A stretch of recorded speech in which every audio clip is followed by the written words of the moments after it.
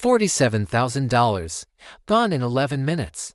That's how long it took between opening an email and wiring money to a scammer pretending to be a CEO. The email passed Gmail's filters.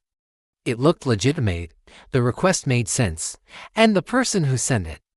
They'd been watching the company for weeks. Today, I'm going to show you exactly how this attack worked, piece by piece, and why the smartest people still fall for it. Because here's the thing, this wasn't a Nigerian prince email. This was a surgical strike, and unless you know what to look for, it could happen to you. Let me tell you about Sarah. Sarah is a finance manager at a 40-person marketing agency. She's been there 6 years. She knows the CEO personally. They've had drinks together at company events. One Thursday afternoon, she gets an email from her CEO. David, the subject line confidential, need your help. The message is short.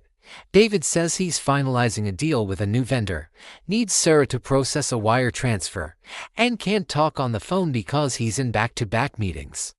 He asks her to keep it quiet until the deal closes. Sarah doesn't think twice. She's handled urgent requests before. David travels a lot, and the email looks exactly like his other emails, so she processes the transfer, $47,000, to a bank account in Delaware. Except David never sent that email. Let's dissect this email like a crime scene, because that's what it is. Evidence number 1, the sender. At first glance, the sender looks right, David Chen, CEO. But watch what happens when I click on the actual email address. Did you catch it? The real company domain is marketingagency.com. This email came from marketingagency. CEO lookalike domain the attacker registered 3 weeks earlier for $12. One letter difference. That's all it takes. And here's what's terrifying, Gmail didn't flag it. Outlook wouldn't have either, because technically, it's a valid email from a valid domain. Evidence number 2, the psychology. Now let's talk about the words. Because this isn't random hits a script, confidential, this triggers exclusivity. Sarah feels trusted, special, need your help, and now it's personal. The CEO is relying on her. Back-to-back meetings, this eliminates the most dangerous thing for a scammer, a phone call. It gives Sarah a reason not to verify. Keep it quiet until the deal closes. This is the kill shot. It isolates Sarah.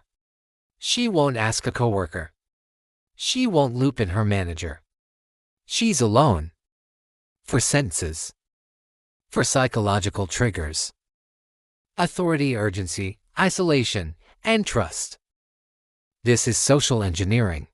And it works because it exploits how humans are wired, not how email works. Evidence number 3, the timing. The email arrived at 3:47 p.m. on a Thursday. Why does that matter? End of week. People are tired. They want to clear their inbox. Late afternoon. Decision fatigue is real. We make worse choices after lunch. Thursday specifically. Close enough to Friday that people rush, but not so close that they might say I'll handle it Monday. The attacker knew this. They didn't send it Monday morning when Sarah was fresh. They waited for the moment she was most vulnerable. This is what separates amateur phishing from professional fraud. So what did Sarah miss? And more importantly, what did the technology miss? What Sarah didn't see, she didn't click on the sender's email address. If she had, she would have seen the wrong domain. She didn't notice David's usual email signature was missing. No phone number. No company logo. She didn't catch that David never says best regards. He always signs off with just his first name. But here's the thing, I don't blame Sarah. These are tiny details, and when you're busy, when you trust someone, when the request seems reasonable, you don't scrutinize every email like it's a crime scene. What the tools didn't catch, Gmail's spam filter. Pass. The email came from a real domain with valid SPF records. Virus scan. Pass. There was no attachment, no malicious link, just words. Threat detection. Nothing, because the threat wasn't technical. It was human. This is the gap. The space between what spam filters catch and what actually takes your money. 91% of cyber attacks start with an email. Not because email security is bad, but because attackers have evolved past it. So how do you protect yourself?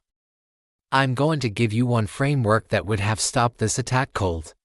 I call it the 3-second pause before you act on any email that asks you to send money, share credentials, or take urgent action. Pause for 3 seconds and ask 1.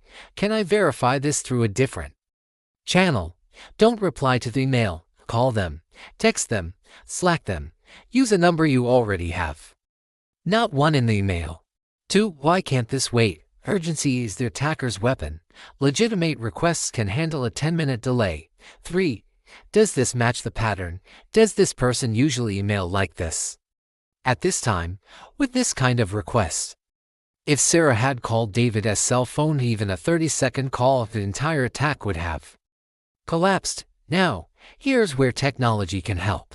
If Sarah had Shaw email security installed, here is what she would have seen: a warning banner immediately flagging that the sender domain doesn't match the company's real domain. Lookalike domain detection catching marketing agency. Go trying to impersonate marketing agency.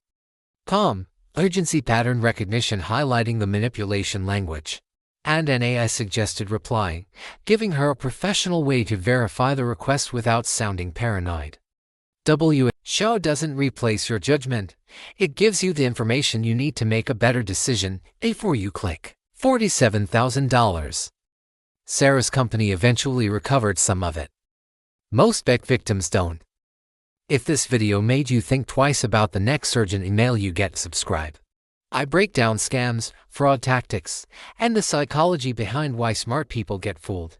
And if you want the same protection I showed you, Shaw email security is free to install. The link's in the description. Stay safe out there. I'll see you in the next one.